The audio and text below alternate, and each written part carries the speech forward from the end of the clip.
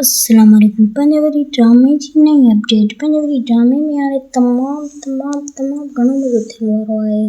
पंजाबी ड्रामे में हाणे दबंग एंट्री कई आहे असद खान कुरैशी साहब ऐं रावल बि तमामु जल्द हिन ड्रामे में पहुची वेंदो ऐं तमामु घणो हिन ड्रामे में मज़ो थींदो। ऐं पोइ चाकर ख़ान जेको आहे सो हिनखे ॾे वेंदो।